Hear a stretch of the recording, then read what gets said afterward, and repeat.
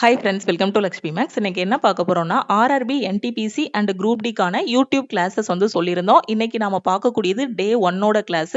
இன்னைக்கு NTPC and group டில expect பண்ணக்கூடிய முக்கியமான maths and reasoning questions discuss பண்ண போறோம்.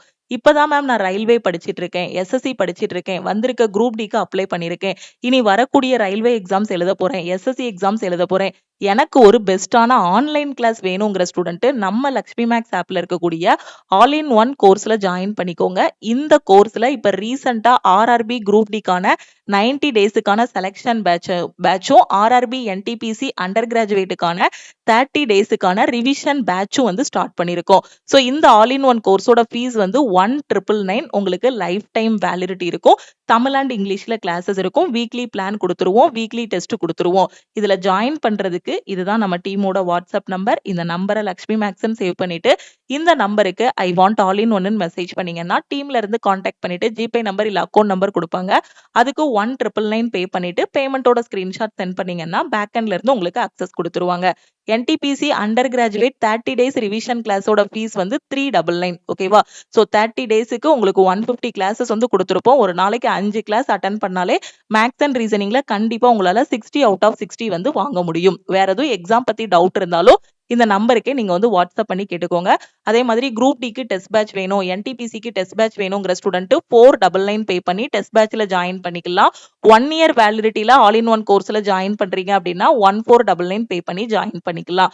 கரண்ட் அஃபேரை டெய்லி படிச்சு கரண்ட் அஃபேருக்கு நான் டெஸ்ட் எடுக்கணுங்கிற ஸ்டூடெண்ட் 799 பே பண்ணி நீங்க கரண்ட் அஃபேருக்கான பிடிஎஃப் கோர்ஸ்லயும் ஜாயின் பண்ணிக்கலாம். ஓகே, ஃபர்ஸ்ட் கொஸ்டின் பாருங்க. The average weight of the class is 60 kg and the average weight of the boys in the class is 80 kg. Ratio of boys to girls in the class is 5:4. There are 72 students in the class. Find the average weight of girls. ரொம்ப ஈஸியான question. Allegation மெத்தட்ல ஒரு 2 நிமிஷத்துல ஒரு 10 செகண்ட்ல solve பண்ணி முடிச்சிடலாம். Okay, ஒரு வகுப்பின் சராசரி எடை பாத்தீங்கன்னா 60 கிலோ. வகுப்பில் உள்ள சிறுவர்களின் சராசரி எடை பாத்தீங்கன்னா 80 கிலோ. வகுப்பில் 72 மாணவர்கள் இருந்தால் வகுப்பில் சிறுவர் சிறுமிகளின் விகிதம் 5:4. சிறுமிகளின் சராசரி எடையை கண்டறியவும். ஓகேவா? ரொம்ப ஈஸி. இப்ப அலிகேஷன் மெத்தட்ல இதை எப்படி போட போறோம்னு பாருங்க. சோ இந்த பக்கம் பாய்ஸ் போட்டுக்கலாம், இந்த பக்கம் கேர்ள்ஸ் போட்டுக்கலாம். ஓகேவா? சோ அலிகேஷன் மெத்தட்ல நான் சொல்லி கொடுத்திருக்கேன். இப்போ பாய்ஸ் கேர்ள்ஸ் போடுறோம்னா பாய்ஸோட சராசரியை இந்த இடத்துல போடணும், கேர்ள்ஸோட சராசரியை இந்த இடத்துல போடணும். இந்த மிடில்ல என்ன போடணும்னா பாய்ஸ் அண்ட் கேர்ள்ஸ் மொத்த சராசரி இருக்கும் இல்லையா? சோ மொத்த ஆவரேஜ இந்த இடத்துல போடணும். ஓகேவா? சோ இதுதான் அலிகேஷன் மெத்தட்ல நான் உங்களுக்கு சொல்லி கொடுத்திருக்கேன். இது ரெண்டையும் மைனஸ் பண்ணி வரக்கூடிய வேல்யூவை எங்க போடணும்? இந்த இடத்துல போடணும். இது ரெண்டையும் மைனஸ் பண்ணி வரக்கூடிய வேல்யூவை எங்க போடணும்? இந்த இடத்துல போடணும். ஓகேவா? இப்ப நான் எப்படி சால்வ் பண்றேங்கிறத பாருங்க. பாய்ஸோட சராசரி எவ்வளவு சொல்லியிருக்காங்க நமக்கு? 80 கிலோ. சோ அப்போ பாய்ஸுக்கு நேரா 80 போட்டேன். கேர்ள்ஸோட சராசரி எங்கேயாவது சொல்லியிருக்காங்களா? சொல்லல. சோ நான் எக்ஸ்ன்னு வச்சுக்கிறேன். இப்போ பாய்ஸ் அண்ட் கேர்ள்ஸ் மொத்த சராசரின்னு எங்கேயாவது சொல்லியிருக்காங்களா? சொல்லியிருக்காங்க. வகுப்பின் சராசரி எடை எவ்வளவு சொல்லியிருக்காங்க? 60 கிலோன்னு சொல்லியிருக்காங்க. அப்ப அந்த மொத்தத்தை எங்க போடணும்? இந்த இடத்துல போடணும். ஓகே, இங்க தனித்தனியா வர்றத இந்த இடத்துல போடணும். பாய்ஸோட சராசரியை இங்க போடணும், கேர்ள்ஸோட சராசரியை இங்க போடணும். 2 பேரும் கம்பைன் பண்ணி வரக்கூடிய மொத்தத்தை இங்க போடணும். ஓகே, வகுப்பில் இருக்கக்கூடிய மொத்த மாணவர்கள் எவ்வளவு? டோட்டலா அங்க பாய்ஸ் அண்ட் கேர்ள்ஸ் எவ்வளவு பேர் இருக்காங்க? 72 பேர் இருக்காங்க. ஓகே, வகுப்பில் சிறுவர் சிறுமிகளின் விகிதம் எவ்வளவு அப்படின்னு பாத்தீங்கன்னா 5:4ன்னு சொல்லியிருக்காங்க. சிறுமிகளின் சராசரி எடையை கண்டறியவும் சொல்லியிருக்காங்க. அடுத்து என்ன சொல்லியிருக்காங்க? பாய்ஸ் அண்ட் கேர்ள்ஸோட ரேஷியோ. பாய்ஸ் எத்தனை பேர் இருக்காங்க அப்படின்னா 5 பங்கு இருக்காங்க, 5 பார்ட் இருக்காங்க. கேர்ள்ஸ் எத்தனை பார்ட் இருக்காங்க அப்படின்னு பாத்தீங்கன்னா 4 பார்ட் இருக்காங்க. ஓகேவா? சோ கேர்ள்ஸ் எத்தனை பார்ட் இருக்காங்க? 4 பங்கு இருக்காங்க. ஓகே, சோ இந்த அலிகேஷன் மெத்தட்ல எப்படி நம்ம மைனஸ் பண்ணணும்? இதுல இருந்து இதை மைனஸ் பண்றோம்னு வச்சுக்கோங்களேன். 80 - 60 எதுக்கு ஈக்குவலா இருக்கும்? இந்த 4 பார்ட்டுக்கு ஈக்குவலா இருக்கும். இதுல இருந்து இதை மைனஸ் பண்ற வேல்யூவை எங்க போடணும்? இந்த இடத்துல போடணும். ஓகே, சோ இதுல இருந்து இதை மைனஸ் பண்ணணும். இதை இப்படி பார்க்க மைனஸ் பண்ணீங்க அப்படின்னா இதை அப்படியே ஆப்போசிட்டா மைனஸ் பண்ணணும். நிறைய பேர் அலிகேஷன் மெத்தட்ல பண்ற தப்பு என்னன்னா இதை இப்படி பார்க்க பண்றாங்கன்னா இதையும் இப்படி பார்க்க பண்ணி விட்டுருந்தாங்க. ஆப்போசிட்டா பண்ணணும். இது 80 - 60ன்னு போட்டீங்க அப்படின்னா இங்க போடும்போது 60 - எக்ஸ்ன்னு போடணும். ஓகே, 60 - எக்ஸோட வேல்யூ எதுக்கு ஈக்குவலா இருக்கும்? இந்த வேல்யூக்கு ஈக்குவலா இருக்கும். ஓகேவா? சோ அந்த 5 பார்ட்டுக்கு உங்களுக்கு ஈக்குவலா இருக்கும். இப்போ நமக்கு தெரியும் 80 மைனஸ் 60 80 மைனஸ் 60 எத்தனை பங்குக்கு ஈக்குவலா இருக்கும்? 4 பங்குக்கு ஈக்குவலா இருக்கும். 4 பார்ட்டுக்கு ஈக்குவல். அப்ப இதுல இருந்து 1 பார்ட் உங்களுக்கு என்ன கிடைக்கும்? 80 மைனஸ் 60 20 20 ஈக்குவல் டு 4 பங்கு. அப்போ 1 பார்ட் உங்களுக்கு என்ன கிடைக்கும்? கேன்சல் பண்ணா 5ன்னு கிடைக்கும். 1 பார்ட் என்ன கிடைக்கும்? 5ன்னு கிடைக்கும். இப்ப கேர்ள்ஸ் எத்தனை பார்ட் இருக்காங்க? 4 பார்ட் இருக்காங்க. அப்போ 1 பார்ட் 5னா 4 பார்ட் எவ்வளவு வரும்? 4 இன்ட்டு 5 20. ஓகேவா? அப்ப அந்த ஸ்கூல்ல இருக்கக்கூடிய மொத்த கேர்ள்ஸோட எண்ணிக்கை வந்து என்ன வருது? 20ன்னு கிடைச்சிருதா? ஓகே. சோ கேர்ள்ஸோடது வந்து என்ன கிடைச்சிருது? 20ன்னு கிடைச்சிருது. இப்போ எனக்கு என்ன வந்திருக்கு? 1 பார்ட் 5. அப்ப இங்க பாய்ஸ் வந்து எத்தனை பார்ட்? 5 பார்ட். அப்போ 1 பார்ட் 5னா 5 பார்ட் எவ்வளவு வரும்? 25ன்னு வருமா? 5 இன்ட்டு 5 25ன்னு கிடைச்சிருமா? ஓகே. இப்போ நான் கேர்ள்ஸோட சராசரி கண்டுபிடிக்கணும். நான் என்ன சொன்னேன்? 60 மைனஸ் எக்ஸ் எதுக்கு ஈக்குவலா இருக்கும்? இந்த 5 பார்ட்டுக்கு ஈக்குவலா இருக்கும். அதாவது இந்த 25க்கு ஈக்குவலா இருக்கும். அப்ப 60 minus X is equal to 25. எனக்கு எக்ஸோட வேல்யூ தான் வேணும். சோ எக்ஸ் இந்த பக்கம் கொண்டு போயிடுறேன். 25 இந்த பக்கம் கொண்டு வந்துடுறேன். 60 மைனஸ் 25 ஈக்குவல் டு எக்ஸ்ன்னு கிடைக்கும். அப்ப இதுல இருந்து எக்ஸோட வேல்யூ என்ன வரும்? 60 மைனஸ் 25 35ன்னு கிடைக்கும். ஓகே.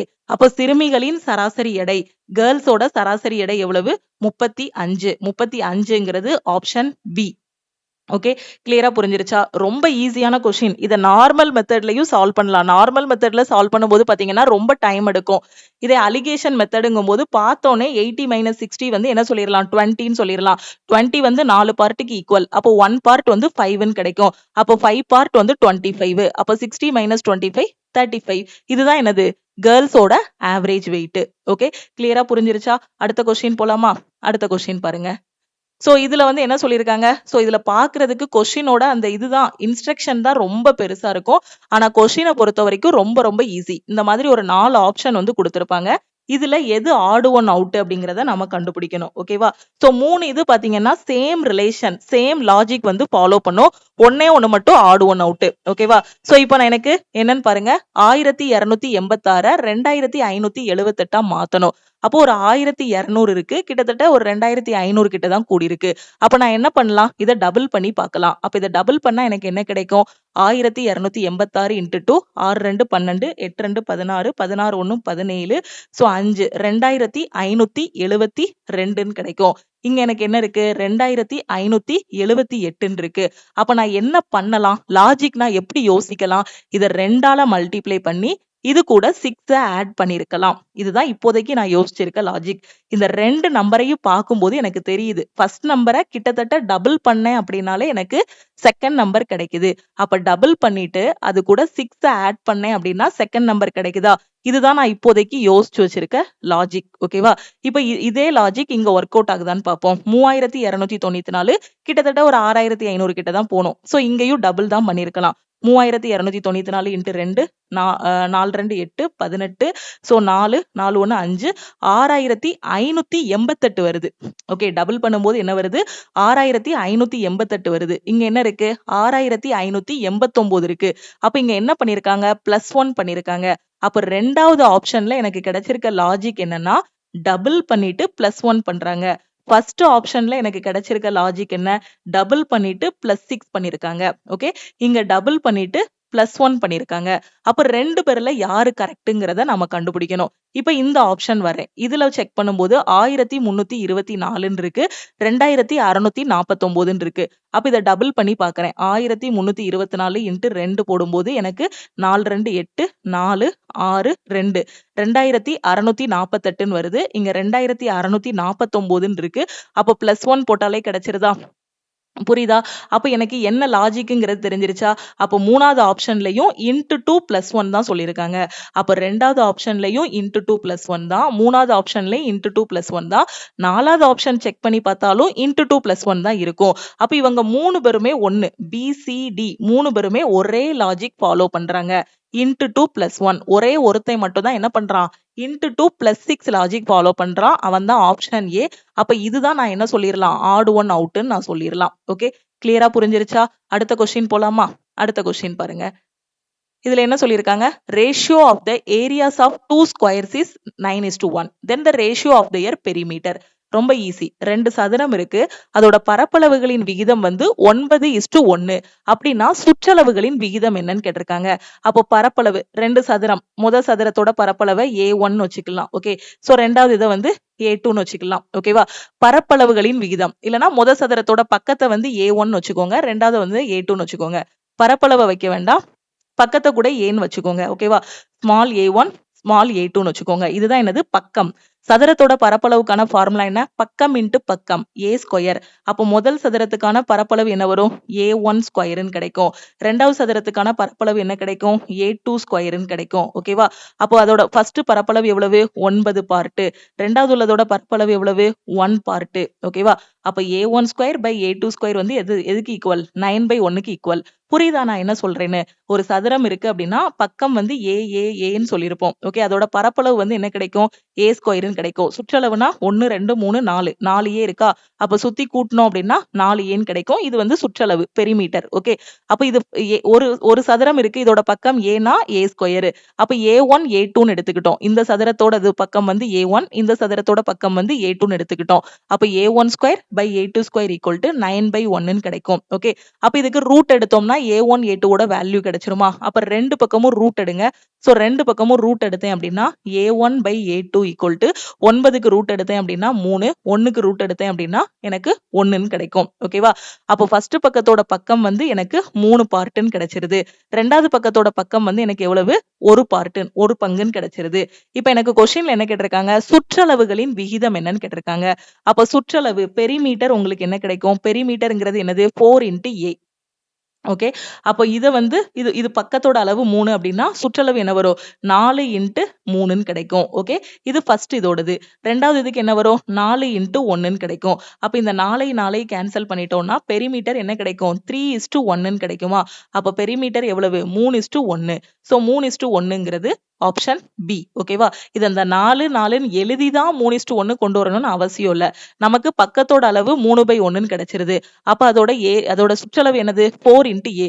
அப்ப மேலையும் 4ஆல மல்டிப்ளை பண்ணணும், கீழையும் 4ஆல மல்டிப்ளை பண்ணணும். அதை மல்டிப்ளை பண்ணாலும் ஒண்ணுதான், பண்ணட்டாலும் ஒண்ணுதான். மேலையும் 4 கீழையும் 4ன்னு கொடுத்துருக்கோம் அப்படின்னா ரெண்டையுமே நம்ம கேன்சல் பண்ணும்போது நமக்கு என்ன கிடைச்சிரும்? 3:1 தான் கிடைக்க போகுது. அப்ப இந்த இடத்துல இருந்தே நம்ம என்ன சொல்லிடலாம்? சுற்றளவோட விகிதம் வந்து 3:1ன்னு சொல்லிடலாம். அடுத்த கொஸ்டின். சோ ஒரு முக்கோணம் ABC இருக்கு. ட்ரையாங்கிள் ABC இருக்கு. DE perpendicular to BC in such a way that ADB and AEC are equal. If ACB equal to 40 degree, then DAE plus ADE யோட வேல்யூ என்னன்னு கேட்டிருக்காங்க. ஒரு முக்கோணம் ABC வந்து நான் வரைய போறேன். ஓகேவா? சோ ABC நான் வரைஞ்சுக்கிறேன். ABC வரைஞ்சிட்டேனா? இதுல என்ன சொல்லியிருக்காங்க? DE is perpendicular to BC. DEயும் BCயும் இணையா இருக்கான். இங்க BCயா? அப்ப நான் இங்க வந்து என்ன போட்டுக்கிறேன்? DEன்னு போட்டுக்கிறேன். ஓகேவா? சோ ரெண்டுமே இணையா இருக்குன்னு சொல்லியிருக்காங்க. போட்டுட்டேன். ADB AEC வந்து சமமாக இருக்கும். இந்த ADB இந்த சைடோட வேல்யூ இருக்கு இல்லையா? சோ இதுவும் இந்த AEC இந்த சைடோட வேல்யூவும் எனக்கு ஈக்குவலா இருக்குன்னு சொல்லிட்டாங்க. ACB equal to 40 degree. இப்போ இந்த மாதிரி 3 லெட்டர் கொடுத்திருக்காங்க. ACB equal to 40 டிகிரினா எதோட கோணத்தோட வேல்யூ வந்து 40ஆ இருக்கோ? ஏயா சியா பியா? இங்க நடுவுல என்ன லெட்டர் இருக்கோ அதோட வேல்யூ தான் என்னது? இந்த கோணம். இங்க நடுவுல பாருங்க C இருக்கா? அப்ப C யோட கோணம் தான் உங்களுக்கு என்னது? 40 டிகிரி. ஓகேவா? சோ இப்போ நமக்கு என்ன கேட்டிருக்காங்க? கோணம் DAE plus ADE. A plus D யோட வேல்யூ என்னன்னு கேட்டிருக்காங்க. ரொம்ப ஈஸியான கொஸ்டின் தான். ஓகே. சோ கொஸ்டின்ல என்ன சொன்னாங்க? DEயும் BCயும் பெர்பெண்டிகுலர்னு சொல்லிட்டாங்க. ஓகேவா? ACB யோட வேல்யூ வந்து 40 டிகிரின்னு சொல்லியிருக்காங்க. அப்ப இது 40ஆ இருந்துச்சுன்னா இந்த E யோட வேல்யூ உங்களுக்கு என்னவா இருக்கும்? 40ஆ இருக்கும். ஏன்னா BC DE ரெண்டுமே parallel-ஆ இருக்கு. அப்ப ACB 40 அப்படின்னா AED யோட வேல்யூ உங்களுக்கு என்னவா இருக்கும்? 40 டிகிரியா தான் இருக்கும். ஓகே. இப்போ நாம என்ன கண்டுபிடிக்கணும்? DAE plus ADE. ADE யோட வேல்யூ கண்டுபிடிக்கணும். சோ இது வந்து 40. ஓகேவா? சோ இப்போ நமக்கு என்ன தெரியும்? இந்த முக்கோணம் இருக்கு. ADE இங்க கூடிய முக்கோணத்தை எடுத்துக்கோங்க. ட்ரையாங்கிள் ADE எடுத்துக்கிறேன். முக்கோணத்தோட 3 கோணங்களின் கூடுதல். ஒரு ட்ரையாங்கிளோட 3 ஆங்கிளையும் ஆட் பண்ணோம் அப்படின்னா நமக்கு என்ன கிடைக்கும்? 180 டிகிரின்னு கிடைக்கும். ஓகே. இப்போ நீங்க எதோட வேல்யூ கண்டுபிடிக்கணும்? A பிளஸ் டியோட வேல்யூ. ஓகே, டிஏஇன்னு கொடுத்தாங்கன்னா இந்த நடுவுல என்ன இருக்கோ அதுதான் கோணத்தோட வேல்யூ. அப்ப ஏ பிளஸ் டி, கோணம் ஏ பிளஸ் கோணம் டியோட வேல்யூ என்னன்னு கண்டுபிடிக்கணும். ஓகேவா? சோ இப்போ நமக்கு என்ன தெரியும், இந்த ஏடிஏ எடுத்துக்கிட்டோம் அப்படின்னா கோணம் ஏ பிளஸ் கோணம் டி பிளஸ் கோணம் இ, இது மூணையும் நான் ஆட் பண்ணேன் அப்படின்னா எனக்கு 180 டிகிரின்னு தெரியுமா? ஓகே, இப்போ எனக்கு என்ன தெரியும், கோணம் ஏ பிளஸ் கோணம் டி பிளஸ் கோணம் இ, கோணம் ஈயோட வேல்யூ எனக்கு என்ன தெரியும், 40ன்னு தெரியும். So 40 equal to 180. ஓகே, அப்போ ஏ பிளஸ் டி, கோணம் ஏ பிளஸ் கோணம் டி ஈக்குவல் டு இந்த பிளஸ் 40 இந்த பக்கம் வந்துச்சுன்னா மைனஸ் 40 ஆகிரும். அப்ப 180 மைனஸ் 40 எனக்கு என்ன வரும், 120ன்னு கிடைக்கும். 120 டிகிரி. ஸோ 120ங்கிறது ஆப்ஷன் பி. ஓகே, கிளியரா புரியுதா? இவங்க கேட்டிருக்கதும் அதுதான். அதாவது அவங்க வந்து டிஏஇ பிளஸ் கோணம் ஏடிஇன்னு சொல்லியிருக்காங்க. அவங்க விரிச்சு எழுதுனது தான் நான் ஷார்ட்டா எழுதியிருக்கேன். இந்த நடுவுல உள்ளதுதான் கோணத்தோட வேல்யூ. ஓகேவா? இவ்வளவு தூரம் விரிச்சு எழுதினாலும் ஒண்ணுதான், இல்ல நடுவுல உள்ளது மட்டும்னாலும் எடுத்துக்கலாம். அப்ப ஏ பிளஸ் டி. ஓகேவா? அப்ப ஏ பிளஸ் டியோட வேல்யூ தான் வேணும் எனக்கு. இந்த ஏ டிஇ மூணையும் கூட்டினேன் அப்படின்னா 180 வரும்னு தெரியும். 180 மைனஸ் 40 தான் என்னது, ஏ பிளஸ் டியோட வேல்யூவா இருக்கும். அப்ப ஏ பிளஸ் டியோட வேல்யூ எவ்வளவு, 120 டிகிரி. ஓகே, அடுத்த கொஸ்டின் பாருங்க. என்ன சொல்லியிருக்காங்க இதுல என்ன சொல்லியிருக்காங்க, a bar chart given below shows the number of coronavirus patients in 5 cities in the month of April and May in a particular year. Okay, so ஒரு பர்டிகுலர் இயர்ல ஏப்ரல் மேல கொரோனா வந்த பேஷண்ட்ஸோட டீடைல்ஸ் வந்து கொடுத்துருக்காங்க. ஓகே, இப்போ என்ன சொல்லியிருக்காங்கன்னு பாருங்க. Find the increase in the total number of patients. First இந்த சார்ட்டை நான் எக்ஸ்பிளைன் பண்ணிடுறேன். ஸோ இதுல என்ன சொல்லியிருக்காங்க, number of corona virus patients. Okay, எவ்வளவு பேருக்கு கொரோனா வந்திருக்கோ அதை வந்து இந்த சைடு மென்ஷன் பண்ணியிருக்காங்க. எந்தெந்த சிட்டியோ அதை வந்து கீழே மென்ஷன் பண்ணியிருக்காங்க. ஸோ இங்க வந்து ஏப்ரல்ங்கிறது என்னதுன்னா ஃபுல்லா ஷேட் பண்ணியிருக்குது. ஃபுல்லா அந்த டார்க்கா ஷேட் பண்ணியிருக்காங்க பாத்தீங்களா, இது வந்து ஏப்ரல். இந்த புள்ளி புள்ளியா வச்சிருக்காங்க பாத்தீங்களா, இது வந்து பாத்தீங்கன்னா மே. ஓகே, சோ இப்போ நமக்கு என்ன சொல்லியிருக்காங்கன்னு பாருங்க. Find the increase in the total number of patients who got affected in May compared to the total number of patients who got affected in April in all the 5 cities put together. கீழே கொடுக்கப்பட்டுள்ள பட்டை விளக்கப்படம் ஒரு குறிப்பிட்ட ஆண்டில் April மற்றும் மே மாசத்துல 5 நகரங்களில் கொரோனா வைரஸ் நோயாளிகளின் எண்ணிக்கையை காட்டுகிறது. 5 நகரங்களிலும் சேர்த்து ஏப்ரல் மாதத்தில் பாதிக்கப்பட்ட மொத்த நோயாளிகளின் எண்ணிக்கையை ஒப்பிடும்போது மே மாதத்தில் பாதிக்கப்பட்ட மொத்த நோயாளிகளின் எண்ணிக்கை அதிகரிப்பதை கண்டறியவும். என்ன புரியுதுன்னு தெரியுதா? சோ என்ன சொல்றாங்கங்கிறது புரியுதா? ஏப்ரல் மாசத்துல மொத்தம் எத்தனை பேருக்கு கொரோனா வந்திருக்கு, மே மாசத்துல எத்தனை பேருக்கு கொரோனா வந்திருக்குங்கிறத பார்க்கணும். ஏப்ரல்ல வந்தவங்களுக்கு எத்தனைன்னு பார்க்கணும், மே மாசத்துல வந்தவங்களுக்கு எத்தனைன்னு பார்க்கணும். ரெண்டுக்கும் டிஃபரன்ஸ் எடுக்கணும். அதாவது ஏப்ரலை விட மேல எவ்வளவு அதிகமா இருக்குங்கிறத கண்டுபிடிக்கணும். அப்ப அதுக்கு என்ன அர்த்தம், மேல இருந்து ஏப்ரலை கழிச்சோம் அப்படின்னா எவ்வளவு அதிகமா இருக்குங்கிறது தெரிஞ்சிருமா? புரியுதா? ஏப்ரல் மாசத்துல எவ்வளவு பேருக்கு வந்திருக்கு, மே மாசத்துல எவ்வளவு பேருக்கு வந்திருக்குங்கிறத பாருங்க. பாத்தீங்கன்னா ஏப்ரல்ல இருந்து மே எவ்வளவு அதிகம்ங்கிறது தெரிஞ்சிரும். ஃபர்ஸ்ட் ஏப்ரல்ல இருக்கிறது எல்லாத்தையும் ஆட் பண்ணலாமா? ஏப்ரல்ங்கிறது இந்த ஷேட் பண்ணிருக்குது. சோ இங்க 4000 இருக்கு, இங்க 2000. அப்ப 4 2 6. ஓகே, சோ இந்த மாதிரி நீங்க இதுலயே ஆட் பண்ணுங்க, பேப்பர் பென் எடுக்காமலே ஆட் பண்ணுங்க. சோ 4 + 2 வந்து என்னது, 6000. இங்க ஒரு 1500 இருக்கு. அப்ப 7500. இங்க வந்து என்ன இருக்கு, ஒரு 8000 இருக்கு. அப்ப 7500 + 8 எவ்வளவு, 15500ன்னு கிடைக்கும். அதுக்கப்புறம் இங்க ஒரு 7000 இருக்கு. அப்போ உங்களுக்கு 15500 + 7000 என்ன வரும், 15 7 22. 22500ன்னு கிடைக்கும். அப்ப ஏப்ரல் மாசத்துல எவ்வளவு இருக்கு, 22500 பேருக்கு. அடுத்து மே மாசம் பாருங்க, இங்க 10,000 இருக்கு, இங்க 5000 இருக்கு. சோ 15, இங்க ஒரு 3, 15 3 18. இங்க வந்து 20,000, 2000 ஆட் பண்ணிடக்கூடாது. மைண்ட்ல ஆட் பண்றதுல இது ஒரு மிஸ்டேக் பண்ணுவாங்க. என்னன்னா இங்க 15 3 18,000 ஆட் பண்ணிட்டு இது 20,000 பார்க்காம 2000 நினைச்சு என்ன பண்ணிடுவாங்க, 18 2 20ன்னு போட்டு விட்டுருவாங்க. அது தப்பு. ஓகேவா? இங்க 20,000 இருக்கு. அப்ப 18 20 எவ்வளவு, 38. ஓகே, இங்க 13 இருக்கு. 38 ஒரு 3 41, 41 10 51. ஓகேவா? சோ 51,000 வந்துருச்சா? அப்ப இது வந்து ஏப்ரல்ல வந்து 22,500, மேல வந்து ஒரு 51,000. ஓகேவா? அப்போ இதுல இருந்து ஏப்ரல்ல இருந்து மே எவ்வளவு இன்க்ரீஸ் ஆயிருக்கு, எப்படி கண்டுபிடிக்கலாம்? இந்த மேல இருந்து ஏப்ரல கழிங்க. 51,000ல இருந்து 22,500 கழிங்க. கழிச்சா என்ன வரும், 0 0. 10ல 5 போனா 5, 10ல 2 போனா 8, 4ல 2 போனா 2, 28,500. ஓகேவா? அப்ப ஏப்ரல் மாசத்துல இருந்து மே மாசத்துக்கு எவ்வளவு பேருக்கு எக்ஸ்ட்ரா கொரோனா வந்திருக்கு, 28,500 பேருக்கு. 28,500ங்கிறது ஆப்ஷன் ஏ. கிளியரா? அடுத்த கொஸ்டின். ஸோ இது ஒரு குட்டி பஸ்ஸில் ஓகேவா 6 ஸ்டூடெண்ட்ஸ் 6 ஸ்டூடெண்ட் இருக்காங்க. Melanie, Suchitha, Martin, Suzanne, Danish and Jacob are sitting around a circular table facing the centre. Okay 6 பேர் இருக்காங்க. வட்ட மேசையை சுத்தி இருக்காங்க. உள்பக்கமா பார்த்திருக்காங்க. Melanie is sitting second to the right of Suchitha. ஓகேவா பஸ்ஸில் பொறுத்த வரைக்கும் நாம வந்து ஃபர்ஸ்ட் டயக்ராம் வரைஞ்சிக்கலாம். ஓகேவா ஃபுல்லா ரீட் பண்ணிட்டு ஆன்சர் பண்ணோம் அப்படின்னா நம்மளால முடியாது. லைன் பை லைனா ரீட் பண்ணி அந்த படத்துல பிளேஸ் பண்ணாதான் நம்மளால பஸ்ல சால்வ் பண்ண முடியும். Melanie, Suchita, Martin, Susan, Danish, ஜாக்கப்னு 6 மாணவர்கள் ஒரு வட்டத்தின் மையத்தை நோக்கி அமர்ந்துள்ளனர். ஓகேவா ஃபர்ஸ்ட் வரியை ரீட் பண்ணுங்க. ஃபர்ஸ்ட் வரி என்ன சொல்லியிருக்காங்க நமக்கு Melanie is sitting second to the right of Suchitha. ஓகேவா சோ சுச்சிதாவோட என்ன சொல்லியிருக்காங்க சுச்சிதாவின் வலது பக்கத்தில் மெலனி 2வது இடத்தில் அமர்ந்துள்ளார். ஓகே சோ ஃபர்ஸ்ட் 6 பேருக்கு நம்ம வந்து வட்டம் வரைஞ்சிக்கலாம். 6 பேர் எப்படி வரையலாம் இந்த பக்கம் 2 பேரு இந்த பக்கம் 2 பேரு இந்த பக்கம் 1 இந்த பக்கம் 1 சோ மொத்தம் 6 பேரா. இப்ப ஃபர்ஸ்ட் வரியை ரீட் பண்ணியாச்சு. சுச்சிதாவோட வலது பக்கத்துல மெலனி 2வது இடத்துல இருக்கா. இங்கிலீஷ் மீடியம் பாத்துக்கோங்க. Melanie is sitting second to the right of Suchitha. சுச்சிதாவை எங்கனாலும் நீங்க எடுத்துக்கோங்க. சுச்சிதாவை எந்த இடத்துலனாலும் நீங்க எடுத்துக்கலாம். சோ சுச்சிதாவோட செகண்ட் ரைட்ல உங்களுக்கு என்ன வரணும் மெலனி வரணும். எல்லாருமே எப்படி இருக்காங்க உள்பக்கமா பார்த்துதான் இருக்காங்க. அப்ப சுச்சிதாவோட செகண்ட் ரைட்னா 1 2. அப்ப இங்க வந்து நம்ம என்ன போட்டுடலாம் மெலனிய போட்டுடலாம். ஓகே அடுத்த வரியை ரீட் பண்ணுங்க. என்ன சொல்லியிருக்காங்க Susanne is an immediate neighbour of Melanie and Suchitha. Okay சுசானேன்னு ஒருத்தன் இருக்கான். ஓகேவா சுசான் மெலனி மற்றும் சுச்சிதாவை ஒட்டியவாறு உள்ளார். ஓகேவா சோ சுசான் வந்து பாத்தீங்கன்னா மெலனி பக்கத்துலயும் இருக்கான் சுச்சிதா பக்கத்துலயும் இருக்கான். அப்ப இந்த இடத்துல சுசானை தூக்கி போட்டுடலாம். ஓகே அடுத்த வரியை ரீட் பண்ணுங்க. Danish is sitting third to the right of Susanne. ஓகேவா சுசானையோட தேர்ட் ரைட்ல டேனிஷ் இருக்கான்.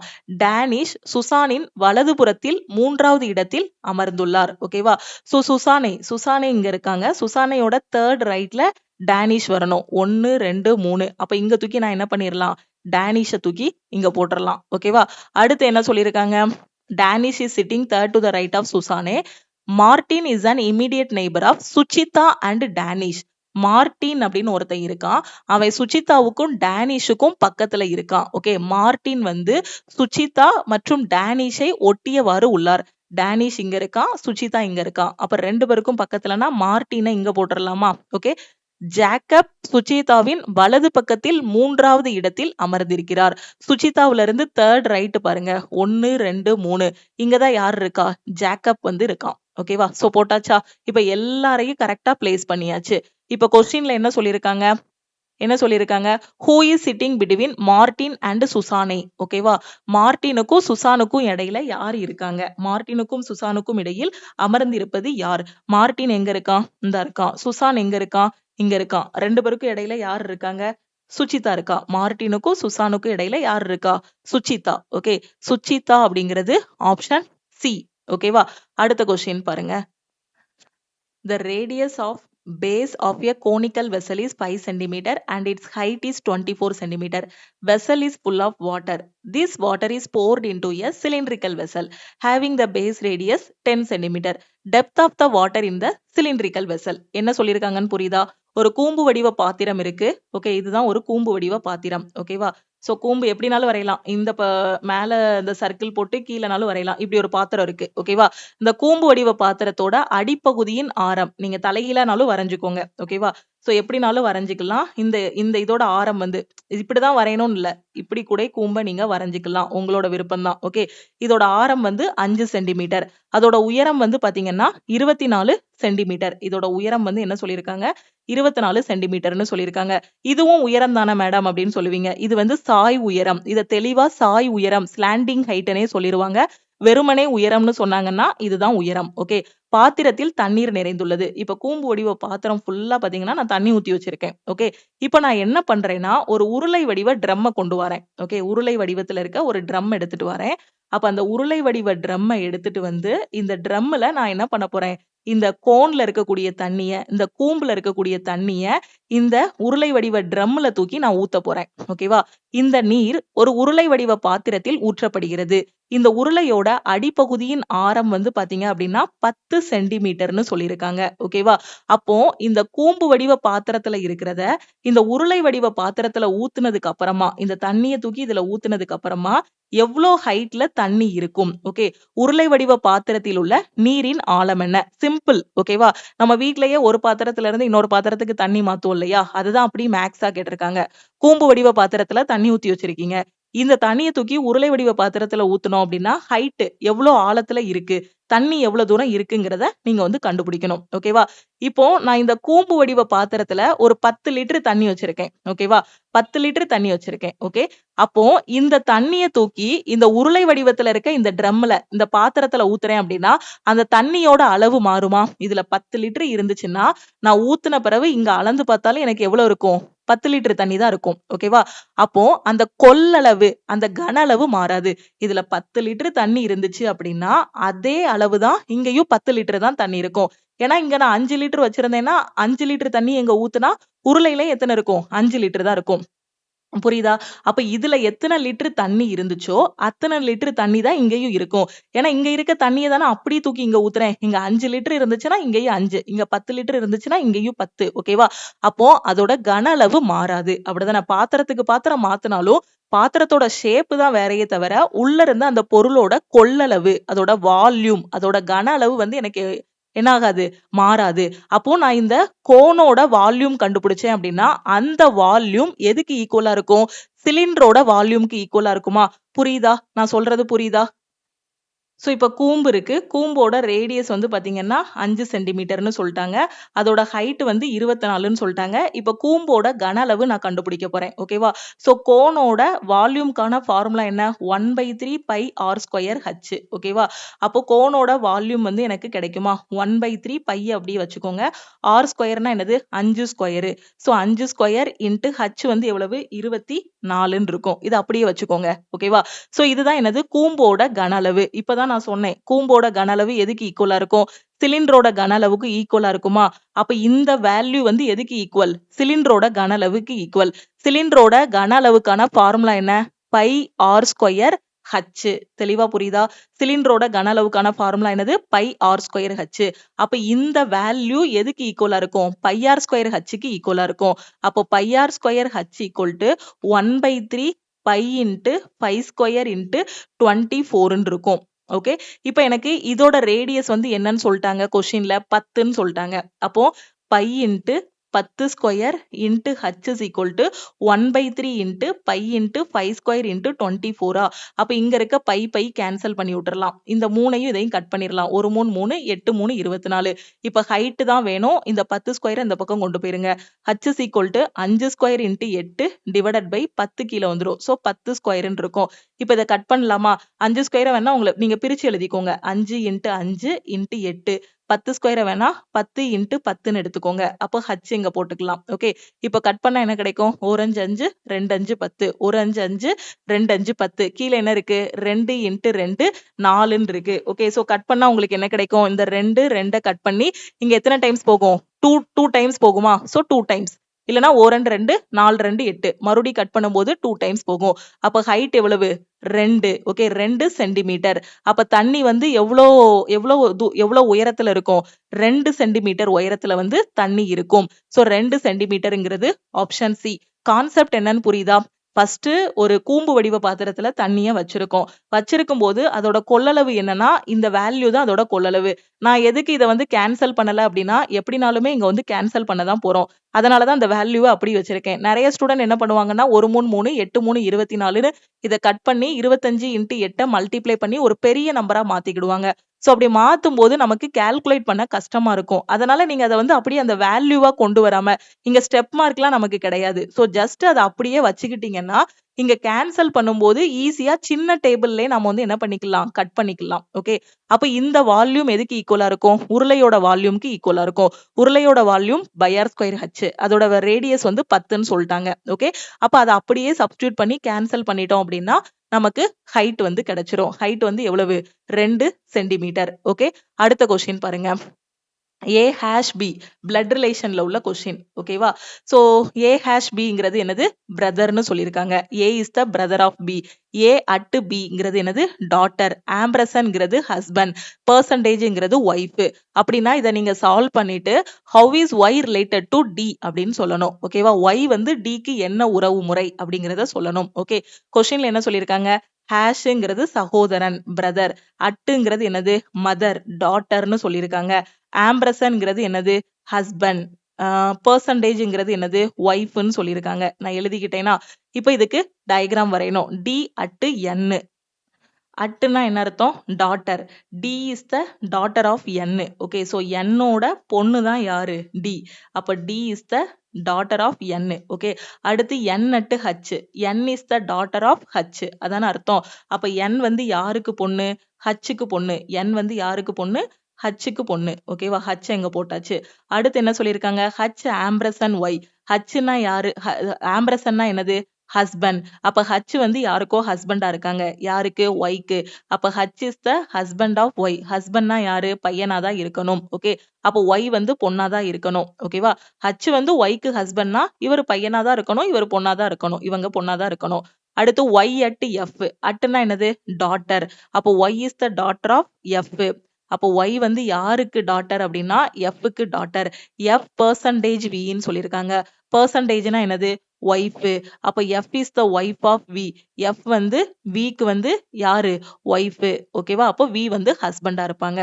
படம் வரைஞ்சிட்டேனா இப்ப என்ன சொல்லியிருக்காங்க டியுடன் ஒய் எவ்வாறு தொடர்புடையது, டியுடன் ஒய் எவ்வாறு தொடர்புடையதுங்கிறத நாம வந்து கண்டுபிடிக்கணும். ஓகே, சோ டிக்கு ஒய் வந்து என்ன உறவு முறைங்கிறத கண்டுபிடிக்கணும். சோ டியோட அம்மா தான் யாரு என், என்னோட அம்மா யாரு ஒய், என்னோட அப்பா ஹச்னா அம்மா யாரு ஒய், அப்ப அம்மாவோட அம்மா அப்ப என்னது பாட்டின்னு வரும், இல்லனா மதர்ஸ் மதர்னு கொடுத்திருப்பாங்க. ஓகேவா, அப்ப அம்மாவோட அம்மா மதர்ஸ் மதர்ங்கிறது ஆப்ஷன் டி. ஓகே, கிளியரா, அம்மாவோட அம்மானும் கொடுத்திருக்கலாம், கிராண்ட் மதர்னு சொல்லியிருக்கலாம், இல்ல பாட்டி அப்படின்னும் மென்ஷன் பண்ணிருக்கலாம்.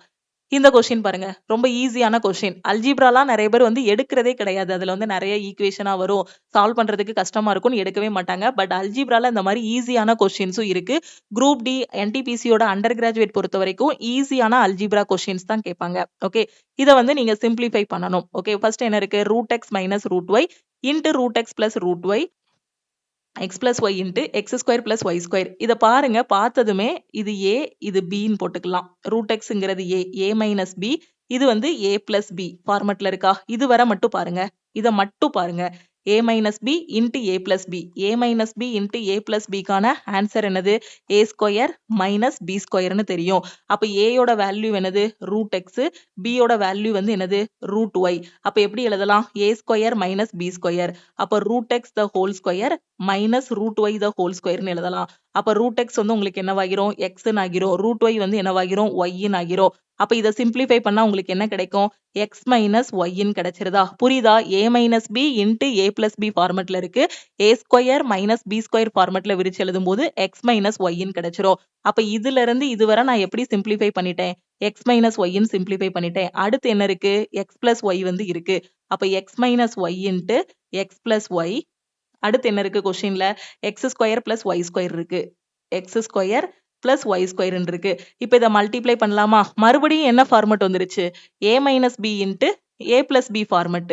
புரியுதா, இதுவரை மட்டும் பாருங்க a minus b into a plus b, நமக்கு ஃபார்முலா தெரியும் a square minus b square, ஏங்கிறது எக்ஸ் பிங்கிறது ஒய், அப்ப x square minus y square. அப்ப இதுல இருந்து இதுவரை எப்படி எழுதிக்கலாம் x square minus y square எழுதியாச்சா.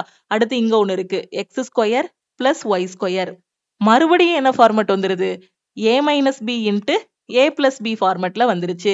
ஏயோட value வந்து எக்ஸ் ஸ்கொயர்னு வச்சுக்கோங்க, பியோட வேல்யூ வந்து ஒய் ஸ்கொயர்னு வச்சுக்கோங்க. நமக்கு என்ன தெரியும் a minus b into a plus பினா ஏ ஸ்கொயர் மைனஸ் பி ஸ்கொயர்னு தெரியும். ஏயோட வேல்யூ என்னது x square the whole square. நிறைய பேர் எக்ஸாம் பதட்டத்துல ஏ ஸ்கொயர் தானே, அப்ப எக்ஸ் ஸ்கொயர்னு மட்டும் போட்டு விட்டுருவாங்க, தப்பு. ஏயோட வேல்யூவே இங்க எக்ஸ் ஸ்கொயர், அப்ப x square the whole square minus y square the whole square. அப்ப ஆன்சர் என்ன கிடைக்கும் x power 4 minus y power 4ன்னு கிடைக்கும். X power 4 minus y power 4ங்கிறது ஆப்ஷன் டி. நீங்க அந்த தப்பு பண்ணுவீங்கன்னா ஆப்ஷன்ல எக்ஸ் ஸ்கொயர் மைனஸ் ஒய் ஸ்கொயரும் கொடுத்திருக்காங்க. எக்ஸாம் பதட்டத்துல தெரிஞ்ச கொஸ்டினையே நிறைய பேர் இந்த மாதிரிதான் தப்பா பண்ணுவாங்க. என்னன்னா ஏயோட வேல்யூ வந்து எக்ஸ் ஸ்கொயர்ன்னு இருக்கு, ஏ ஸ்கொயர் தானே, அப்போ வெறும் எக்ஸ் ஏற்கனவே ஸ்கொயர் வந்துருதலான்னு விட்டுருவாங்க. புரியுதா என்ன தப்பு பண்ணுவீங்க அப்படின்ட்டு. சோ அந்த மிஸ்டேக் பண்ணக்கூடாது எக்ஸாம் பதட்டத்துல. ஓகே, ஆன்சர் வந்து x power 4 minus y power 4. புரியுதா. ஓகே, அடுத்த கொஸ்டின் பாருங்க. ஸோ இது போகையும் இன்னும் நிறைய கொஷின்ஸ் இருக்கு. இந்த கொஷின்ஸ் எல்லாத்தையும் நம்ம அடுத்தடுத்த கிளாஸ்ல டிஸ்கஸ் பண்ணலாம். குரூப் டிக்கு 90 நாள் டைம் இருக்கு. கோல்டன் டேஸா எடுத்துக்கோங்க. எடுத்துட்டு இன்னும் படிக்க ஆரம்பிக்கல அப்படின்னா குயிக்கா படிக்க ஆரம்பிங்க. யூடியூப்ல கொண்டு போற ரிவிஷன் கிளாஸஸ ஃபாலோ பண்ணுங்க. அண்டர் கிராஜுவேட்டுக்கு 30 நாள் டைம் இருக்கு. ஓகே, இதுவும் கோல்டன் டேஸ் தான். சிலபஸ் கம்ப்ளீட் பண்ணியிருக்கணும். இந்த டைம்ல அண்டர் கிராஜுவேட்டுக்கு டெஸ்ட் எடுத்து அந்த டெஸ்ட்டை அனலைஸ் பண்ணுங்க. கரண்ட் அஃபேரை ரிவிஷன் பண்ணுங்க. ஓகே, என்டிபிசி அண்டர் கிராஜுவேட்டுக்கு கடைசி 8 மாசத்தோட கரண்ட் அஃபேர்ல இருந்து கொஸ்டின் கேட்பாங்க. இந்த 8 மாசத்தோட கரண்ட் அஃபேரை எனக்கு எங்க படிக்கணும்னு தெரியலங்கிற ஸ்டூடெண்ட் நம்ம லக்ஷ்மி மேக்ஸ் ஆப்ல இருக்கக்கூடிய சிஏ பிடிஎஃப் பிளஸ் டெஸ்ட் கோர்ஸ்ல ஜாயின் பண்ணிக்கோங்க. இதோட ஃபீஸ் வந்து 799. இப்ப என்டிபிசி அண்டர் கிராஜுவேட்டுக்கு கடைசி 8 மாசத்தோட கரண்ட் அஃபேரை ஸ்டூடெண்ட்ஸ் படிக்கணுங்கிறதுக்காக 299க்கு நீங்க வந்து கரண்ட் அஃபேர் கோர்ஸ்ல வந்து ஜாயின் பண்ணிக்கலாம். கடைசி 8 மாசத்தோட கரண்ட் அஃபேரோட பிடிஎஃப் வந்து நீங்க டவுன்லோட் பண்ணிக்கலாம். ஓகே, உங்களுக்கு என்டிபிசியோட கரண்ட் அஃபேர் வேணும் அப்படின்னா நம்ம டீமுக்கு ஐ வாண்ட் என்டிபிசி சிஏன்னு மெசேஜ் பண்ணுங்க. இப்ப இருக்கக்கூடிய இந்த 90 நாள்ல குரூப் டி எக்ஸாமுக்கு நான் ரெடி ஆகணும். ஃபர்ஸ்ட் அட்டெம்ப்ட்ல நான் குரூப் டி எக்ஸாமை கிளியர் பண்ணணுங்கிற ஸ்டூடெண்ட் குரூப் டிக்கான செலக்ஷன் பேட்ச் வந்து ஆப்ல ஸ்டார்ட் பண்ணிருக்கோம். ஸோ ஜாயின் பண்ணிட்டு ப்ரிப்பரேஷனை ஸ்டார்ட் பண்ணுங்க. தமிழ் அண்ட் இங்கிலீஷ்ல உங்களுக்கு கிளாஸஸ் இருக்கும். இப்ப யூடியூப்ல எல்லா கொஸ்டினும் மிக்சடா நம்ம கொண்டு போயிட்டு இருக்கோம். இதை வந்து நான் டாபிக் வைஸா படிக்கணுங்கிற ஸ்டூடெண்ட் ஆல் இன் ஒன் கோர்ஸ்ல ஜாயின் பண்ணிக்கலாம். இதுல maths, reasoning, science, general awareness எல்லா சப்ஜெக்டும் டாபிக் வைஸா டீச் பண்ணிருப்போம். ப்ரீவியஸ் இயர் கொஸ்டின் கொடுத்துருப்போம். ரிவிஷன் கிளாஸஸ் கொடுத்துருப்போம். வீக்லி பிளான் இருக்கும். வீக்லி டெஸ்ட் இருக்கும். தமிழ் அண்ட் இங்கிலீஷ்ல கிளாஸஸ் இருக்கும். ஒரே ஒரு டைம் 1999 பே பண்ணிட்டீங்க அப்படின்னா உங்களுக்கு லைஃப் டைம் அக்சஸ் இருக்கும். ஏன்னா இதுக்கு அடுத்து வரக்கூடிய எக்ஸாம்ஸுக்கான கிளாஸஸும் ஆல் இன் ஒன் கோர்ஸ்ல கொடுத்துருக்கோம். ஒரு டைம் தான் 1999 பே பண்ண போறீங்க. அடுத்தடுத்து வரக்கூடிய எல்லா எக்ஸாமுமே நீங்க வந்து என்ன பண்ணிக்கலாம், ஃபாலோ பண்ணிக்கலாம். ஸோ இப்போ நான் இந்த கிளாஸ்ல ஜாயின் பண்ணணும் அப்படிங்கிற ஸ்டூடெண்ட் இந்த நம்பரை லக்ஷ்மி மேக்ஸ்ன்னு சேவ் பண்ணிட்டு இந்த நம்பருக்கு ஐ வாண்ட் ஆல் இன் ஒன்னு மெசேஜ் பண்ணுங்க. நீங்க மெசேஜ் பண்ணதும் டீம்ல இருந்து கான்டாக்ட் பண்ணிட்டு ஜிபே நம்பர் இல்ல அக்கௌண்ட் நம்பர் கொடுப்பாங்க. அதுக்கு 1999 பே பண்ணிட்டு பேமெண்டோட ஸ்கிரீன்ஷாட் சென்ட் பண்ணீங்கன்னா பேக்எண்ட்ல இருந்து அக்சஸ் கொடுத்துருவாங்க. Maths, reasoning, science, general awareness, previous year question, revision கிளாஸ்னு எல்லாமே இதுல கவர் பண்ணி கொடுத்துருவோம். எஸ்எஸ்சினா English, maths, reasoning, science, general அவேர்னஸ்னு எல்லாமே கவர் ஆகிரும். டெஸ்ட் பேட்ச் ஜாயின் பண்றீங்க, என்டிபிசிக்கு டெஸ்ட் பேட்ச் வேணும், குரூப் டிக்கு டெஸ்ட் பேட்ச் வேணும்னா இந்த நம்பருக்கு I want NTPC test, I want group D டெஸ்ட்னு மெசேஜ் பண்ணுங்க. டெஸ்ட் பேட்சோட ஃபீஸ் வந்து 499. ரியல் எக்ஸாம் இன்டர்ஃபேஸ்ல நீங்க வந்து டெஸ்ட் அட்டன் பண்ணிக்கலாம். தமிழ் அண்ட் இங்கிலீஷ்ல கொஸ்டின் இருக்கும். டெஸ்ட் அட்டன் பண்ணிட்டு உங்களுக்கான டீடைலான சொல்யூஷனும் நீங்க வந்து பாத்துக்கலாம். எத்தனை டைம்னாலும் டெஸ்ட்டை வந்து அட்டன் பண்ணிக்கலாம். அதே மாதிரி என்டிபிசிக்கு கடைசி 8 மாசத்தோட கரண்ட் அஃபேர் வேணுங்கிற ஸ்டூடெண்ட் 299 பே பண்ணி ஜாயின் பண்ணிக்கலாம். இந்த நம்பருக்கு ஸ்பெசிபிக்கா ஐ வாண்ட் என்டிபிசி சிஏன்னு மெசேஜ் பண்ணுங்க. உங்களுக்கு லைஃப் டைம் வேலிடிட்டியோட சிஏ வேணும் அப்படின்னா ஐ வாண்ட் சிஏன்னு மட்டும் மெசேஜ் பண்ணுங்க. லைஃப் டைம் வேலிடிட்டியோட ஃபீஸ் வந்து 799. ஒன்ஸ் இப்போ நீங்க என்டிபிசிக்கு சிஏ ஜாயின் பண்ணிட்டு அதுக்கப்புறம் வந்து கூட நீங்க என்ன பண்ணிக்கலாம், எக்ஸ்டெண்ட் பண்ணிக்கலாம். ஓகே, அதே மாதிரி உங்க ஃப்ரெண்ட்ஸும் ரயில்வே எஸ்எஸ்சி படிச்சிட்டு இருக்காங்க, எங்க இருந்து படிக்கணும் எப்படி படிக்கணும்னு தெரியாம இருக்கிறாங்கன்னா நம்ம ஆப்ல இருக்கக்கூடிய ஆல் இன் ஒன் கோர்ஸ் பத்தின இன்ஃபர்மேஷனை ஷேர் பண்ணுங்க. ஓகேவா? ஸோ ஒரு காலேஜ் படிக்கிற ஸ்டூடெண்டா இருக்கீங்க அப்படின்னா ஆல் இன் ஒன் கோர்ஸ்ல ஜாயின் பண்ணிக்கோங்க. 1999 பே பண்ணிட்டு ஒரு 18 வயசுலயே கவர்மெண்ட் எக்ஸாமுக்காக ரெடி ஆகுங்க. 18 வயசுல படிக்க ஆரம்பிச்சிட்டீங்கன்னா 20 வயசுக்குள்ள போஸ்டிங் போயிடலாம். ஸோ இதுல இருக்கிறது எல்லாமே ரொம்ப பெஸ்டா கொடுத்துருப்போம். நான் ஒரு எக்ஸாம் கிளியர் பண்றதுக்கு என்ன மாதிரி வந்து படிச்சேனோ அந்த 10 இயர்ஸோட எக்ஸ்பீரியன்ஸ் எல்லாத்தையும் அப்ளை பண்ணி தான் இதுல வந்து உங்களுக்கு கிளாஸஸ், மெட்டீரியல்ஸ் எல்லாமே ப்ரொவைட் பண்ணிருக்கோம். யூட்டிலைஸ் பண்ணிக்கோங்க. டைம் வேஸ்ட் பண்ணாதீங்க. பாசிட்டிவா இருங்க. கண்டிப்பா உங்களால முடியும். டெய்லி யூடியூப்ல வரக்கூடிய கிளாஸஸையும் மிஸ் பண்ணாம பாருங்க. லக்ஷ்மி மேக்ஸோட டெலிகிராம் சேனல் அண்ட் குரூப்லையும் ஜாயின் பண்ணிக்கோங்க. இன்ஸ்டாகிராம்லயும் லக்ஷ்மி மேக்ஸை ஃபாலோ பண்ணிக்கோங்க. தேங்க்யூ.